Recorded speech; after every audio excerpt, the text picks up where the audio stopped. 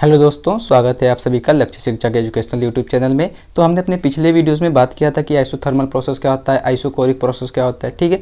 और आज की इस वीडियो में हम लोग बात करेंगे कि आइसोबैरिक प्रोसेस क्या होता है, साइक्लिक प्रोसेस क्या होता है और एडियाबैटिक प्रोसेस क्या होता है। तो सबसे पहला हम लोग को प्रोसेस है आइसोबैरिक प्रोसेस, ठीक है। तो आइसोबैरिक प्रोसेस को हम लोग हिंदी में कहते हैं समदाबी प्रक्रम। आइसोबैरिक को हिंदी में कहते हैं समदाबी प्रक्रम। समदाबी प्रक्रम का मतलब क्या होता है मेरे भाई? तो देखो, समदाबी मतलब जिसका दाब क्या हो, समान हो। मतलब अगर किसी सिस्टम का प्रेशर, किसी भी सिस्टम का प्रेशर क्या हो, कांस्टेंट हो, किसी भी सिस्टम का अगर प्रेशर कांस्टेंट हो उसे कहते हैं हम लोग आइसोबैरिक प्रोसेस। जिस भी सिस्टम का प्रेशर कांस्टेंट होगा हम लोग उसे बोलेंगे आइसोबैरिक प्रोसेस, ठीक है। मतलब P बराबर क्या मिलेगा हम लोग को, कांस्टेंट। P क्या होगा हम लोग का, प्रेशर कांस्टेंट मिलेगा। ये आइसोबैरिक प्रोसेस होता है, ठीक है मेरे भाई। उसके बाद हम लोग क्या करेंगे, अप्लाई करेंगे by first law of thermodynamics. By first law of thermodynamics जब हम लोग first law of thermodynamics use करेंगे तो क्या होता है फर्स्ट लॉ ऑफ थर्मोडायनेमिक्स? तो dq बराबर du plus P D V, यही होता है हमारा फर्स्ट लॉ ऑफ थर्मोडायनेमिक्स। और हम लोगों ने आइसोकोरिक प्रोसेस में एक फार्मूला निकाला था from isochoric process, isochoric process. तो आइसोकोरिक प्रोसेस से हम लोगों ने एक फार्मूला निकाला था कि du बराबर C V D T, du बराबर सी वी डी टी। और यही वैल्यू हम लोग को पुट करना है यहाँ पे, ठीक है। जब इस वैल्यू को हम लोग पुटअप करेंगे तो मिलेगा dq बराबर, ये उठा के रखना है यहाँ पे, तो C V D T plus P D V, ठीक है। इसे मान लो इक्वेशन नंबर फर्स्ट। उसके बाद हम लोगों ने हीट का एक फार्मूला डिराइव किया था। हीट के लिए एक फार्मूला निकाला था, हीट बराबर होता है M S D T. Heat का फार्मूला होता है डी क्यू बराबर एम एस डी टी। और इस एम एस को हम लोग लिखते हैं सी। अब सी को लिखने का दो तरीका बताया था, एक लिखते हैं सी बी और एक लिखते हैं सी पी। सी बी कब लिखते हैं? जब हम लोग कांस्टेंट वैल्यू पे चलते हैं, और जब सी पी लिखते हैं तो हम लोग कांस्टेंट प्रेशर पे चलते हैं। तो देखो तुम्हारे भाई यहाँ पे प्रेशर क्या हम लोग का कांस्टेंट है, जब कांस्टेंट प्रेशर पे चलेंगे तो सी पी की जगह पे क्या लिखेंगे, एम एस की जगह पे सी पी लिखेंगे, ठीक है। सी पी और ये डी टी अपनी जगह पे, तो मिलेगा डी क्यू बराबर सी पी डी टी, ठीक है। ये फॉर्मूला बनता है हम लोग को। तो हमने पिछली वीडियोज़ में ये फॉर्मूला निकाला था, अगर आपने नहीं देखा तो पिछला वीडियो देख लीजिएगा, ठीक है। उसके बाद डी क्यू बराबर मिल गया हम लोग को सी पी डी टी, ये क्वेश्चन नंबर सेकेंड। अगर इक्वेशन फर्स्ट और सेकंड का आप कंपेयर कराओ तो देखो डी क्यू सेम है। उसके बाद ये C B D T plus P D V इसके इक्वल आएगा। तो यहाँ पे निकालते हैं हम लोग कि सी पी डी टी बराबर C V D T plus P D V, ठीक है। सी पी डी टी बराबर C B D T plus P D V. उसके बाद क्या करेंगे, इस सी बी डी टी को इस साइड लेके आओ। देखो तो इधर प्लस में, इस साइड लेके आओगे तो माइनस में आएगा। तो मिलेगा C P D T minus C B D T बराबर का पी डी वी, ठीक है मेरे भाई। उसके बाद क्या करना है, दोनों में देखो तो डी टी कॉमन है, कॉमन कर लो। तो कॉमन करोगे तो मिलेगा C P minus C B और डी टी बराबर पी डी वी, ठीक है। इसे मान लो इक्वेशन नंबर थर्ड, ठीक। C P minus C B D T बराबर P D V equation number third हो गया हम लोग का। उसके बाद हम लोग आइडियल गैस का इक्वेशन जानते हैं, बाई आइडियल गैस इक्वेशन। तो आइडियल गैस का इक्वेशन क्या होता है, तो पी वी बराबर आर टी, पी वी बराबर होता है एन आर टी। अगर 1 मोल ऑफ गैस के लिए लेके चलो तो पी वी बराबर आर टी मिलेगा। ये वाला पी हम लोगों ने पिछले वीडियोस में कवर कर लिया था। तो पी वी बराबर आर टी मिलता है, ठीक है। तो पी वी बराबर आर टी, अगर दोनों पक्षों में डी से मल्टीप्लाई कर दो तो पी वी बराबर डी आर टी मिलेगा। या तो आप डी से मल्टीप्लाई कर दो, या तो कह सकते हो आप डिफ्रेंशिएट करना है दोनों पक्षों का, ठीक है। तो अगर डी से मल्टीप्लाई करते हो तो क्या मिलेगा, इसे ऐसा लिख सकते हो पी डी वी बराबर आर डी टी, ऐसा लिख सकते हैं हम लोग, है ना। लिखने के बाद हम लोग को देखो पी डी वी मिला, और इक्वेशन थर्ड से फ्रॉम इक्वेशन थर्ड, और हम लोग का इक्वेशन थर्ड क्या है, देखो तो ये पी डी वी इसके इक्वल है और पी डी वी यहाँ पे आर डी टी के इक्वल है ना। तो ये मान रखेंगे पी डी वी वाला, तो मिलेगा हम लोग को C P minus C B और डी टी बराबर आर डी टी, ठीक है। तो आर डी टी से डी टी कैंसिल, तो मिलेगा C P minus C V बराबर आर। और मेरे भाई इसको कहते हैं हम लोग मेयर का formula. This is Mayer law, Mayer's formula या मेयर्स फॉर्मूला कहते हैं, ठीक है। इसे हम लोग कहते हैं मेयर्स का formula. C P minus C V बराबर आर, ये मिलता है हम लोग का मेयर का फॉर्मूला। ठीक है, एक बार फिर से रिवाइज करते हैं हम लोग। कह रहा है कि आइसोबेरिक प्रोसेस है, तो आइसोबेरिक प्रोसेस में क्या होता है, हम लोग का प्रेशर जो होता है वो कांस्टेंट होता है, मतलब P बराबर क्या मिलेगा हम लोग को, कांस्टेंट मिलेगा। ठीक है मेरे भाई। उसके बाद by first law of thermodynamics क्या होता है, dQ बराबर du प्लस PdV होता है। उसके बाद फ्रॉम आइसोकोरिक प्रोसेस में चलेंगे तो हम लोगों ने फॉर्मूला निकाला था कि du बराबर होता है CV dt, और इस CV का मान होता है कि specific heat at constant volume. CV का मतलब होता है specific heat at constant volume. ठीक है, तो du बराबर CV dt, ये मान उठा के हम लोग को इसमें रखना है। जब मान उसमें पुटअप करेंगे तो मिलेगा dQ, इसकी जगह पे CV dt और ये प्लस का PdV अपनी जगह पे, इसे मान लेते हैं इक्वेशन नंबर फर्स्ट। उसके बाद क्या करना है, हम लोगों ने हीट का भी फॉर्मूला निकाला था कि dQ बराबर होता है ms dt। ठीक है, हीट बराबर होता है ms dt, और ms को कह सकते हो आप स्पेसिफिक हीट, ms जो होता है वो स्पेसिफिक हीट के बराबर होता है। और इस स्पेसिफिक हीट आप दो तरीके से लिख सकते हो, या तो आप कांस्टेंट प्रेशर पे लिखो या तो आप कांस्टेंट वॉल्यूम पे लिखो। हम लोग का प्रेशर चल रहा था कांस्टेंट, तो यहाँ पे लिखेंगे Cp। ठीक है, और dt अपनी जगह पे, तो dQ बराबर Cp dt। ठीक है, इक्वेशन नंबर सेकेंड।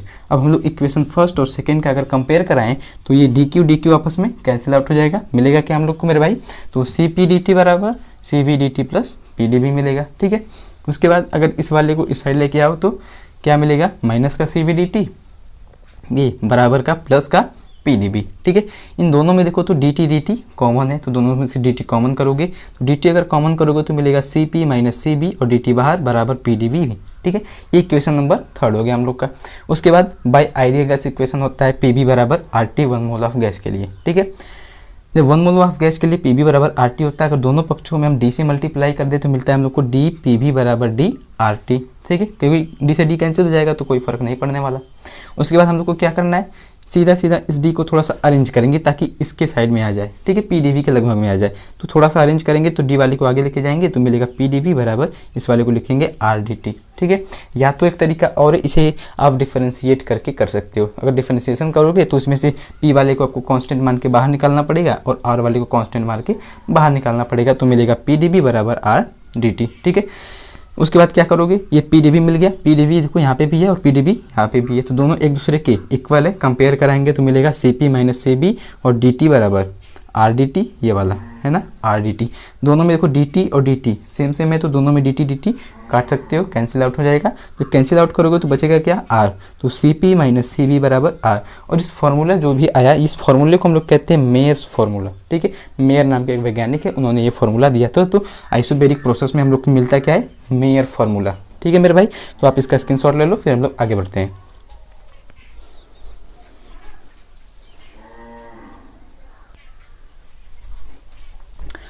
अब इसी में हम लोग का दूसरा प्रोसेस है, कौन सा वाला, साइक्लिक प्रोसेस, जो चौथा नंबर है।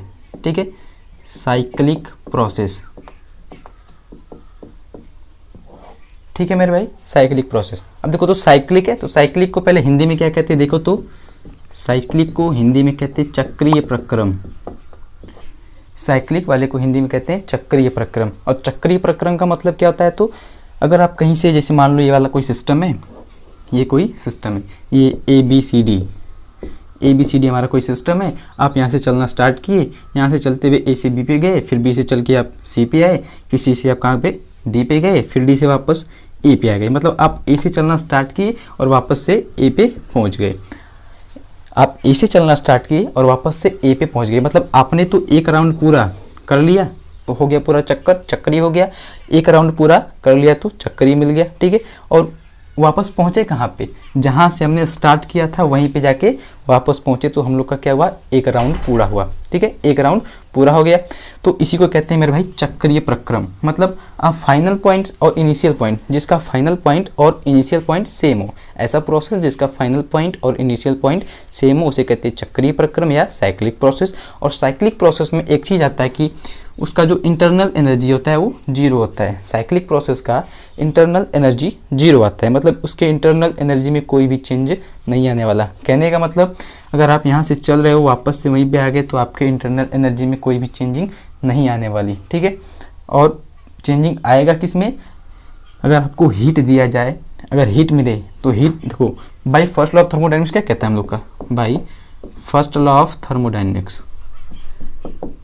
फर्स्ट लॉ ऑफ थर्मोडायनेमिक्स, तो फर्स्ट लॉ ऑफ थर्मोडायनेमिक्स यही कहता है कि dQ बराबर du प्लस PdV। अगर यहाँ पे du का मान रखो जीरो तो मिलेगा dQ बराबर 0 प्लस PdV और dq बराबर PdV, और PdV को कहते हैं हम लोग dW, तो dq बराबर dW। मतलब साइक्लिक प्रोसेस में आप एक चक्कर पूरा अगर लगाते हो तो आपका इंटरनल एनर्जी चेंज नहीं होने वाला, चेंजिंग किस में आएगा, आपके हीट में और आपके वर्क डन में।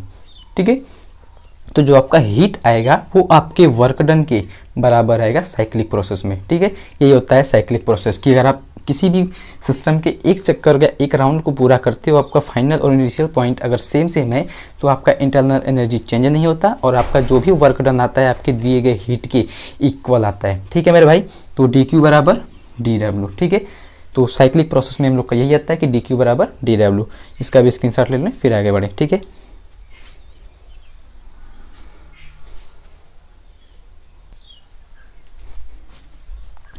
तो आगे बढ़ते हैं इसी कड़ी में। तो पांचवा हम लोग का होता है एडियाबेटिक प्रोसेस।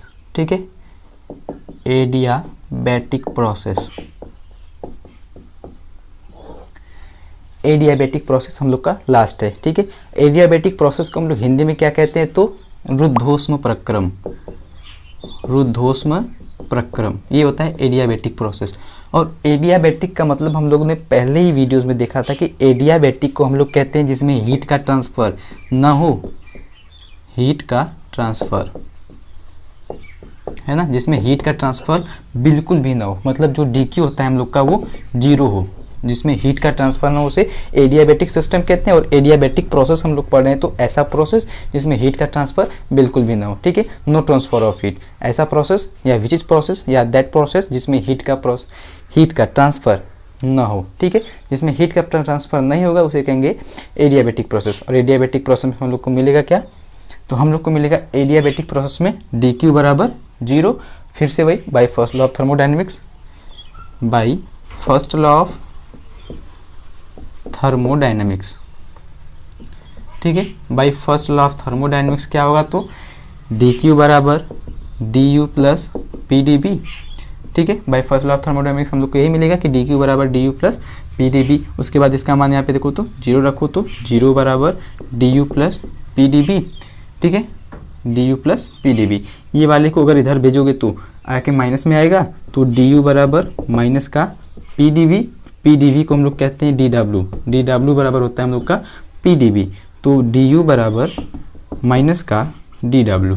ठीक है, मतलब आया क्या देखो तो du बराबर माइनस का dW आया हम लोग का, मतलब एडियाबेटिक प्रोसेस में हीट का ट्रांसफ़र नहीं होता, और हीट का ट्रांसफ़र जहाँ पे अगर नहीं होगा तो उसकी इंटरनल एनर्जी उसके किए गए वर्क डन के ऋणात्मक मान के बराबर आता है। ठीक है, एडियाबेटिक प्रोसेस में जो वर्क डन होता है उसका माइनस उसके इंटरनल एनर्जी के बराबर आता है। ठीक है मेरे भाई, ये होता है एडियाबेटिक प्रोसेस पूरा का पूरा।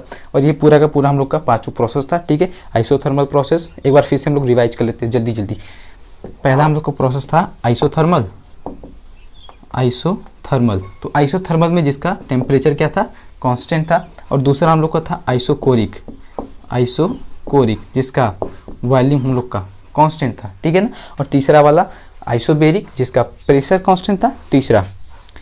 तीसरा आइसोबेरिक जिसका प्रेशर क्या था, कांस्टेंट था। और चौथा था हम लोग का साइक्लिक, साइक्लिक जिसमें हम लोग का क्या आया था, साइक्लिक वाले में du बराबर कांस्टेंट, मतलब जिसका इंटरनल एनर्जी नो चेंज है। ठीक है, तो ये हम लोग का पांचों प्रोसेस था, और पांचों प्रोसेस हम लोग का समाप्त हो गया है। और अगली वीडियोस में हम लोग बात करेंगे कि थर्मोडायनेमिक्स कांस्टेंट क्या होता है। ठीक है, उसके बाद एडियाबेटिक वर्क डन क्या होता है। ठीक है, और आइसोथर्मल प्रोसेस का वर्क डन क्या होता है, इन सब के बारे में हम लोग अगली वीडियोज़ में बात करेंगे। ठीक है मेरे भाई, तो मिलते हैं नेक्स्ट वीडियोज़ में नेक्स्ट टॉपिक के साथ। बाय।